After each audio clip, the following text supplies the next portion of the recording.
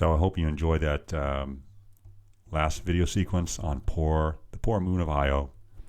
Just wanted to be a moon, just wanted to orbit a planet, but boy, is it getting hammered and tortured. Okay, so the next moon after Jupiter, number 2 Galilean moon, is Europa. And I just have one big, very interesting thing to say about Europa. Very interesting. And in terms of our questions for the class, we'll finally get the answer at long last to question number 24, which is why am I so bummed about Europa? And I'll tell you about that. So one big idea here, and I think you'll like this one. So here's what Europa looks like. It looks nothing like Io. So there's no volcanoes or anything like that, no heat. Well, let me not say no heat, but there's no volcanoes. So nothing like that. And so what you're basically seeing on the surface here, it's all ice. All ice. And so these colors you see here aren't lava or anything like that, but they're just minerals in the cracks. So you have a bunch of ice, and of course it might cause some cracks to happen, and so these minerals can seep through the cracks, as you might guess. And that's sort of what the moon looks like. Here's sort of an astronomy textbook picture of it here. So basically you have a lot of the sort of smooth ice plains, but there's a lot of fractures in them, and these dark colors are caused by the minerals. And so that's sort of what you see when you look at Europa. Yeah, another shot here.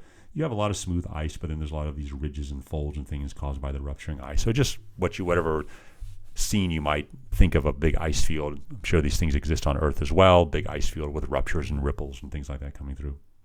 So anyway, but what gets interesting about Europa then is that we think there is a metallic core, and it is rotating, and so there's probably a magnetic field, but that's not our important point here. But basically, as you get above the core of Europa here, there's actually a water layer in here. So it's good old water, nothing, weird and toxic, some strange chemical like we've seen on other moons and things. But basically also is we think also that Europa has sort of a warm core, okay, probably for similar reasons like the Earth does. And so then what happens is that you have the core here of Europa with a layer of water above it, and there's the ice that we're talking about with all the cracks and things. So a big, thick, icy layer, a bunch of water, and then some warmth down here. And so what do we have here? This is the ice that we're talking about here. This is the water. And we have a heat source. Okay? So now you have to start putting some things together that make Europa so interesting. So you got the protective layer of ice that you can't do anything about. The dark areas that we see, as we mentioned here, are evidence of minerals. Let's put it all together. You have minerals, you have water, and you have heat. Minerals, water, and heat. Minerals, water, and heat.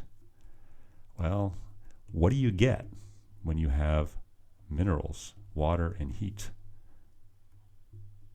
L-I-F-E, question mark. Is this a potential source of life in the solar system? Is this another spot that life could possibly exist outside of Earth? You have the minerals, you have the water, and you have the heat. And so that's what's so compelling about Europa, is because now this is a shot on Earth. And we know that deep in the ocean here, these are called hydrothermal vents. Okay, they're deep in the ocean, but it's a place where all that heat from the inner core can sort of come out, almost like an underwater volcano. And these things are just crawling with life, these things. So there's no light down there, but there basically is the water, the minerals, and the heat. And so this is the kind of thing that you see crawling around those hydrothermal vents. And take a look at this video. Clouds of sulfides solidify into towering chimneys as tall as a 3-story house. At 400 degrees, this scalding cocktail of chemicals would be lethally toxic to most forms of life. But astoundingly, a particular kind of bacteria thrives here. And feeding on the bacteria, vast numbers of shrimps.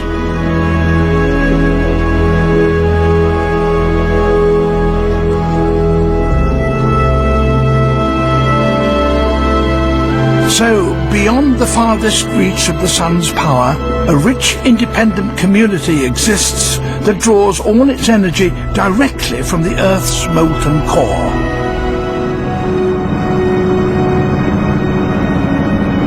One and a half miles down, at a site known as 9 North, towering chimneys support a spectacular display of giant tube worms.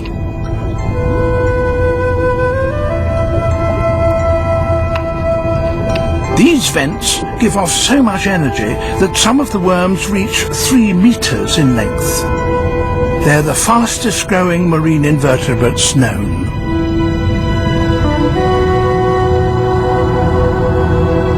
All told, over 50 different species have so far been found living here. The inhabitants of these bustling communities may grow at speed, but their existence can also be short, for the vents do not erupt indefinitely. Suddenly, unpredictably, they may become inactive.